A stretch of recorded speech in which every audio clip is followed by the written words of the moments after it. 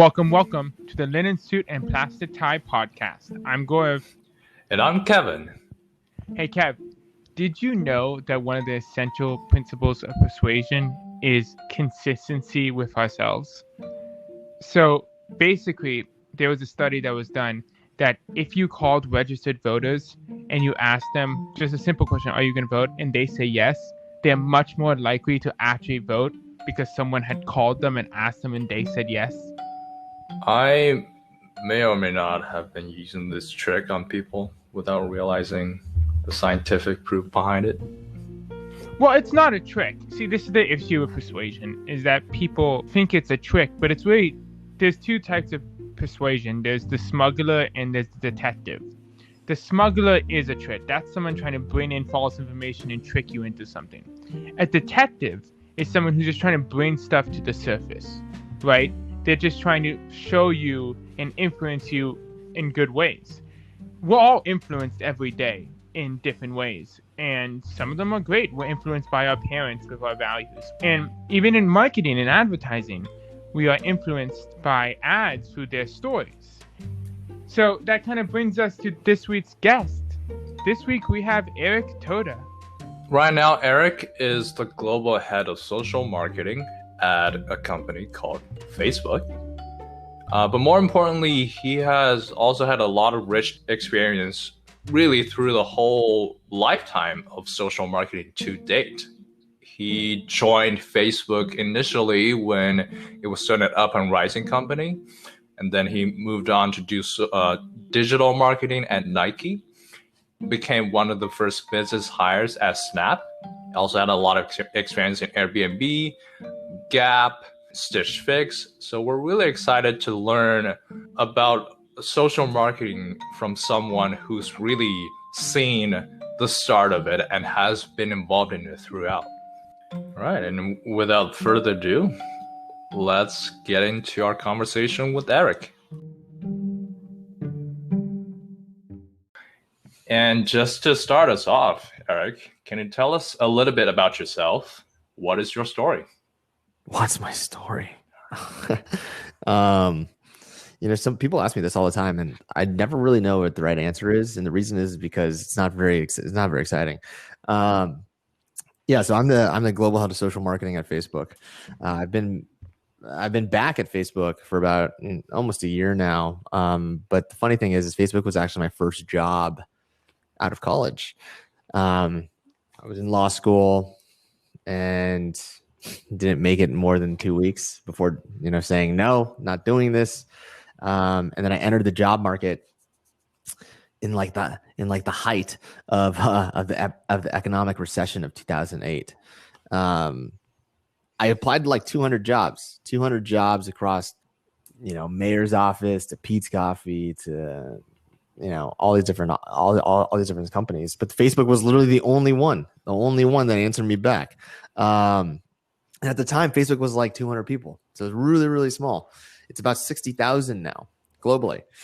And so I was like, this is great. I got my first hit. Someone's going to answer back and I'll take whatever job that they're going to give me. And they gave me a job on the advertising operations team.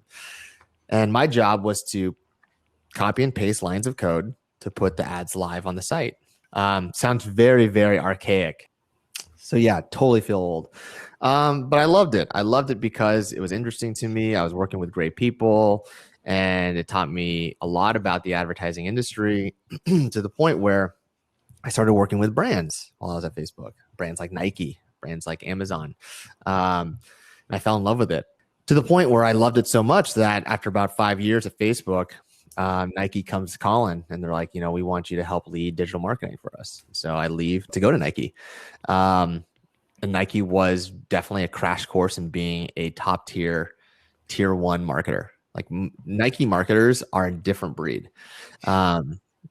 They just understand storytelling, narrative, emotive imagery, creativity to a level I've never seen before in my career since Nike. I loved it a lot. I worked on the Super Bowl. I worked on shoe launches, like you name it. Like I got to do it.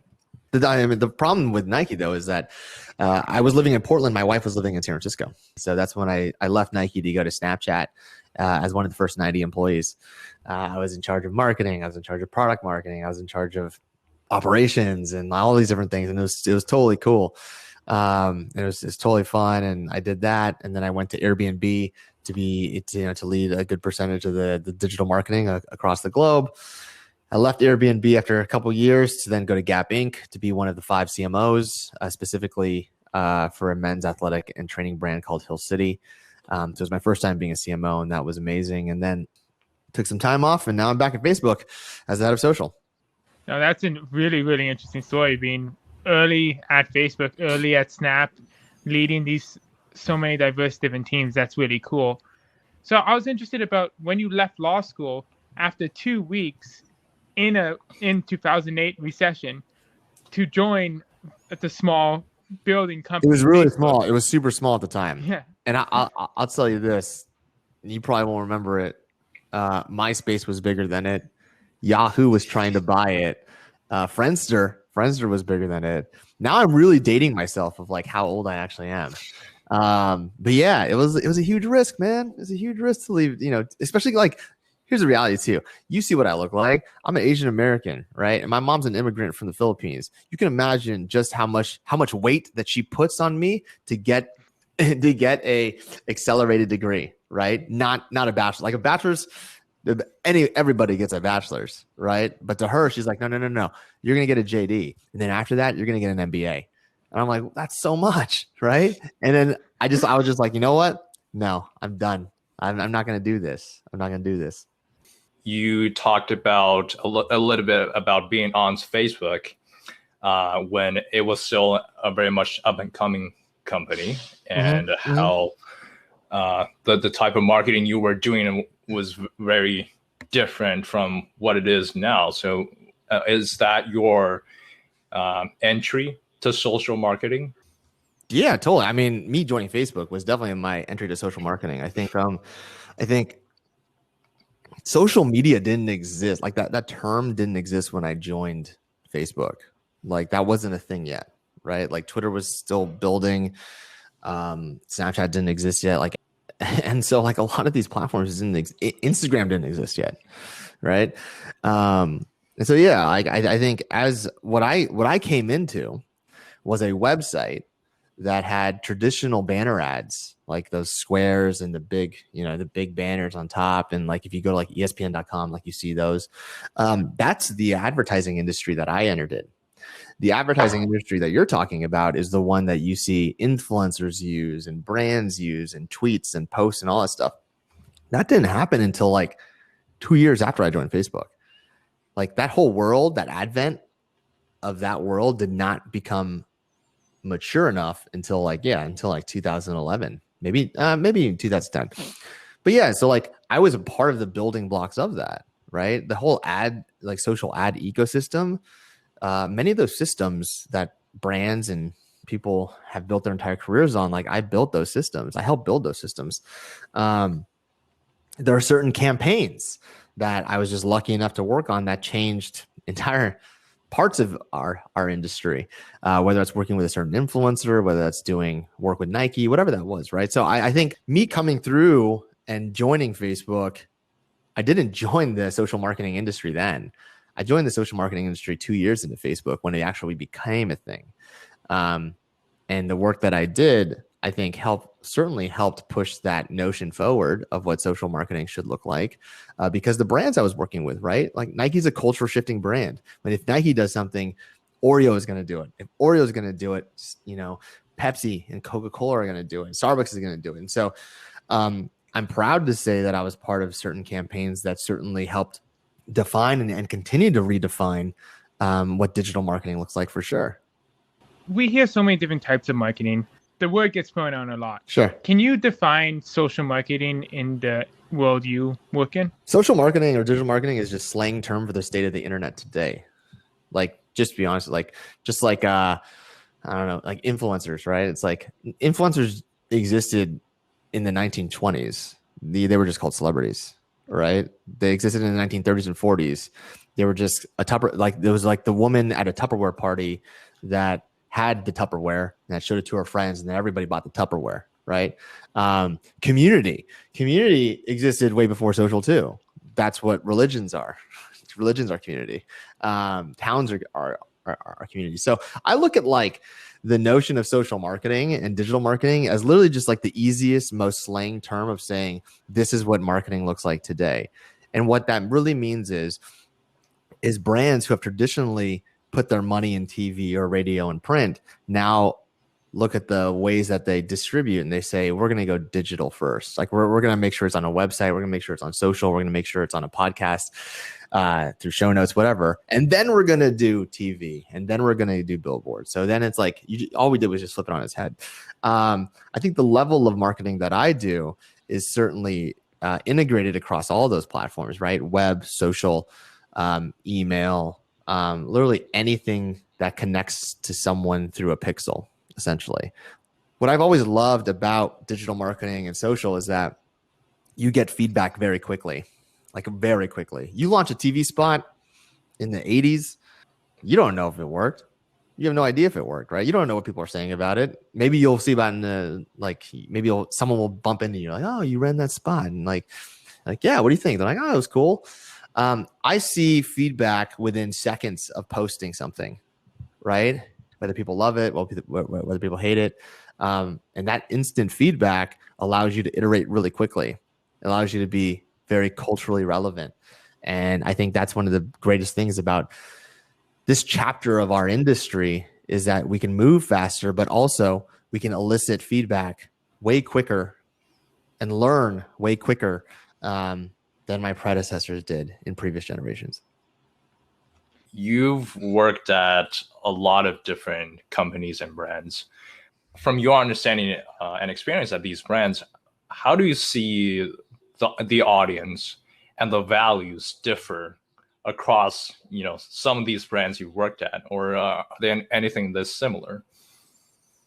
It depends on the business. So it certainly depends on the business, right? I think certain brands that I've worked at are very brand focused. So they're very storytelling focused. Airbnb, Nike being two of those. Other brands are very product focused. Like, okay, the product takes a front seat, like an Apple. Apple's very much a product focused company, and that's the primary, that's the primary thing that they speak about to the public. Stitch Fix is very much seasonal. And then they'd look to hit that. But I think every single one of those brands that I've worked at, they understand the value that they bring to the customer's life, right? Whether that's Facebook with building community and connection, whether that's Nike with enabling athleticism and inspiration, whether that's Snapchat, through creativity, whether that's Airbnb, allowing people to travel without borders and feel like they do belong anywhere. Those are all values that represent each and every single one of those companies. It's how they come to life, though, is different, right? Again, so it depends on what the priority is for those companies, and from that the stories follow. So it's not just every single brand has a very cookie cutter way of doing things. It's just based on priorities. And you talked about like the difference between brand focused and product focused companies. Is that a conscious effort that starts out right from the founding, or does that grow and kind of grows? It grows over time. I think that no company is built with like, this is how our brand is going to be represented to the community. Like, you build a product, right? You build a product kind of like this, right? The Linen Suit and Plastic Tie podcast. When you built this, you're like, oh, okay, cool. We're just gonna have a podcast and we're gonna have some interesting speakers on it, and see what happens. Eventually, over time, as you two become very successful and this becomes more of like a media empire, or hopefully, you're gonna have to ask yourselves, what do we stand for? Do we just let anybody on the show? Do we literally talk about anything? Like, what are the guiding principles? Like a soul, essentially. Like, what is the soul of Linen Suit and Plastic Tie? And of the soul, what are the values that stand up this company? And every single guest, do they match those values? And that's the work that happens at hundreds of thousands of companies every single day. It's that they realize, oh, okay, we mean something different than what we actually thought we were going to mean, and we need to be able to embrace that, reconcile that, or adjust that. No company is built with like, this is who we are. That's built over time. That's built over repetition. That's built over understanding who your community is. So kind of going on that, in your career as a storyteller, someone who's told a lot of stories, do you have any central storytelling core values? Tell the truth. I mean, it's pretty simple, right? I think a lot of marketers like to create fiction. I don't like to create fiction. There's so many beautiful stories out there through every single industry, and those stories are probably way better than any fiction that you can create, to be honest with you. Storytelling is core to the human experience. Like it's how traditions are passed on from one generation to another. It's how laws were passed on before like the internet, before like written word. It's how religions were created. Like it's all rooted in storytelling. And I think the more that we try to overcomplicate it, the more that we do create fiction, right? And the more the data points that you have, the more that you want to create fiction to serve the data points. But one of the things that I've always said to every single one of my teams is tell the truth, no fiction. Because the more you tell the truth, the more people will see that and tell their story, which will be true. And it's your job to not create something new. It's your job to curate around you as a brand. And so that principle is probably the foundational aspect of all my storytelling. Just tell the truth. I think that's really inspiring. It's a really important message, especially when you're building or you're creating brands, because telling the truth, telling authentic stories, people just resonate and connect with them better. Marketing is the storytelling vehicle. I've said this, but marketing is the humanity. It's the humanity of business. You know, there's a lot of parts of the business that are just not human at all. You know, like some are very like rooted in numbers. Some are just very tactical and we get the answer done and that's it. Marketing will forever represent the human aspect of business. And I think the more that we understand that, the more that it's not just a means to an end. I think certainly there are parts of it that are a means to an end, like driving a click or whatever. But we can never forget the power of the human experience and how we relate to humans on a human level. Because at the end of the day, no matter if you're looking at an ad on Facebook or Instagram or Twitter or whatever, whoever made it is a human and whoever's looking at it is a human. Therefore, we should not lose our humanity in what we do, right? Because so many other industries are. Right? So many other industries are becoming automated. So many other industries are becoming so overly data focused that they just lose the humanity. And I think as marketers, specifically, you know, like Kevin, like you're learning, you know, business analytics and data analytics, right? Like there's such a rich story to be told there of like why certain numbers are the way they are based on behaviors, right? You could easily say, no, we're going to optimize X for Y because X drove more clicks and the end. Tell me why that is, and tell me what changes did we make that resonated with people more. And that's the human experience. Yeah, and you just answered the next question I was gonna ask, just about marketing analytics, because we see a lot of company embracing kind of that trends. I really think it's an intricate thing to kind of balance the human aspect and data or automated modeling aspect of things. You have to remember who generated those numbers. You have to remember why they generated those numbers and what it meant to them. Yeah, we're taking account for them and yeah, we're measuring them. We have to remember it's like there's a deeply human aspect to it. Like you could have put something really offensive on there and they wouldn't have clicked it, right? But if you're just like, oh yeah, it just didn't work, and you didn't tell the rest of the team why it didn't work because they put something offensive on there, nothing changes. Right? So it's just about remembering that we are in a human business, and probably one of the most human businesses in the entire industry. Kind of on that point about how automation and technology has joined the game and a lot of companies over reliance on things like that. How has technology changed the way we tell stories and communicate? Well, let me tell you this. Picture this, right? It's like a really hot summer day and you're on a road trip and you walk into a bar. I think you're both 21. I hope you are, at least. All right, good. All right, cool. You walk into a bar and it's your favorite bar, right? And the bartender slides you your drink before you even get to the counter, already poured it. Great. And your favorite song starts playing on the over the PA. And in your mind, you're probably thinking like this is probably happening in like the 1940s, right? It's like some picturesque like Western town, and you're like, this is like a small town thing where like the bartender just knows you and he just like slides you your drink and your favorite song starts playing. What I'm telling you is this is actually the future. You walk into any single bar ever in the entire world, and based on your phone, the bartender already knows you. You've already paid for that drink. And based on what you've purchased before, he's going to pour you that drink that you like because it's based on, previous purchases. Your favorite song is just playing off your Spotify, right? And it just knows that because of your phone. It's proximity. And technology has, what it's done, it's allowed personalization and scale to meet you anywhere that you are. It's straight up, right? And I think that that's what it's done. It's like it's allowed you to move freely throughout your life and not lose any connection points that you've had that probably hindered people in the 70s, 80s, 90s, right? Before the advent of the cell phone. And I think when it comes to communication, it's allowed you to connect with people that honestly you wouldn't before because you just didn't have the means to, right? Like my grandmother lives in the Philippines and I see her all the time. I get to see her face all the time through FaceTime and through all these different things. My kids get to see her face all the time.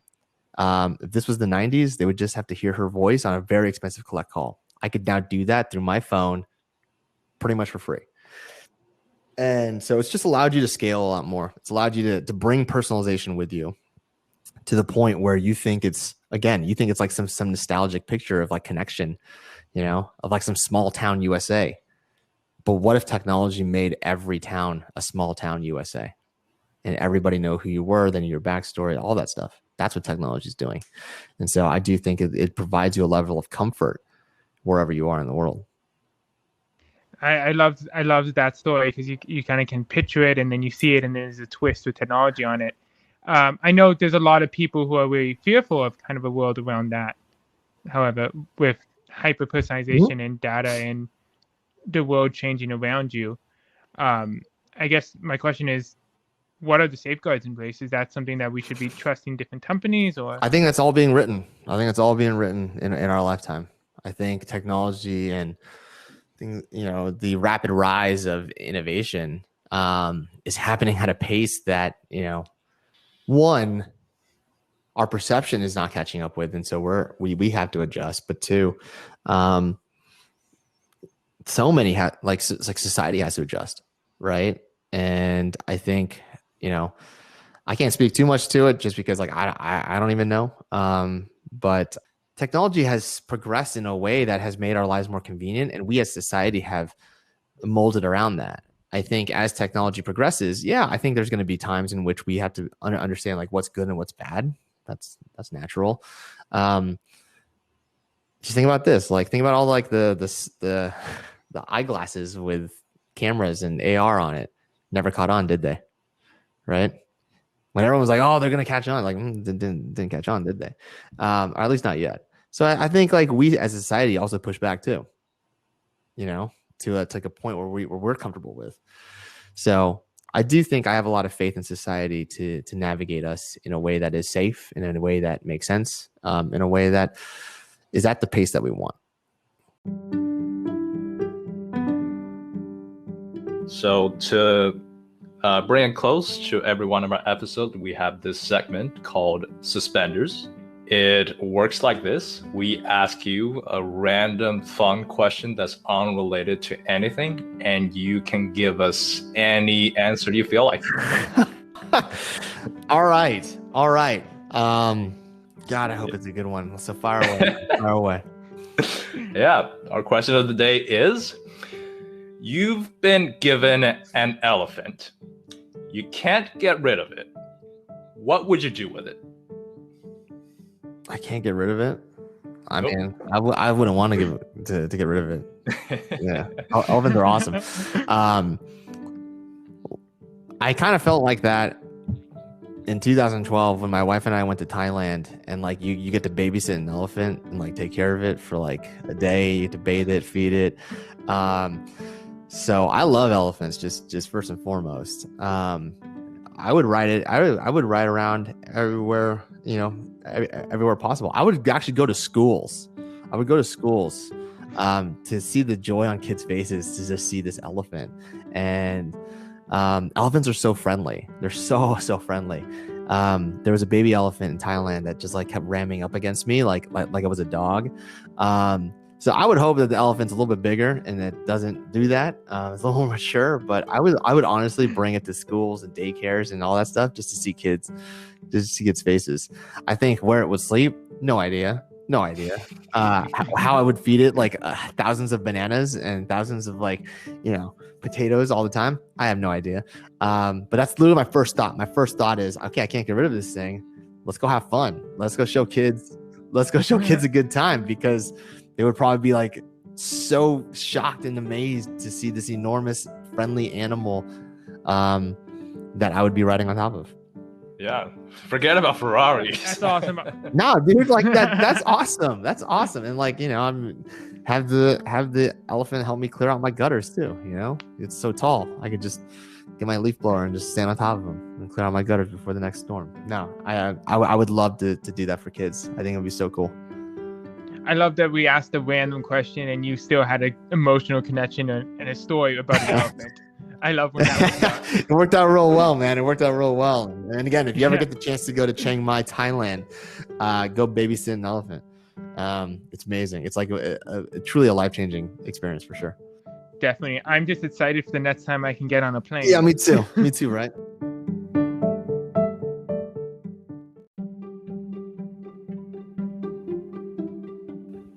Welcome back to Top Hat. This is the part of the podcast where we analyze and dissect some of the key learnings we got from this week's expert storyteller. And this week we had Eric Toda, an amazing marketing professional who's seen it all. And the first thing he really talked about that was really interesting was the difference between brand and product-focused companies, and analyzing the key differences in how they market, what their story is. Some are focused on their communities, on the story they're telling. Some are focused on what story their product tells. And this is not really something you can ingrain right off the bat. It's not the founders walk in and say, this is how I want our community to perceive it. Brand focus also grows over time, is something else that Eric told us about. And that is where you really start to figure out what we as a brand stand for, what is the heart and soul, the core values that a brand entails. And from there, what kind of audience or elements or customers or products we want to bring out or attract. Something else that I find really interesting, especially as a data person, is his statement that marketing is the humanity of business. It's the connection to the consumer, right? Marketing is the public face. It's how a company tells its story, and that's the most human part of any company. Their story, how they're connecting with the consumer, especially for consumer-facing companies that Eric's worked with. And nowadays, we have this great resource that is data we can look at to measure the performance of marketing and do marketing analytics. But at the same time, when we get too tunnel vision on data, it is easy to lose sight of the humanity aspect of marketing. So what Eric said about this humanity focus, I think is really important, especially that now that we have data and analytics to look at. Every storyteller keeps reminding us that it's about the human. Eric was great at telling us to simplify. And I think that's our third and key final learning for this week is the best stories, the best marketing campaigns, the stuff that really resonates with people is when you can tell the truth. Telling the truth is the way to connect with people, to tell authentic stories. That's going to do it. This has been another great episode of the Linen Suit and Plastic Tie podcast. See y'all next week.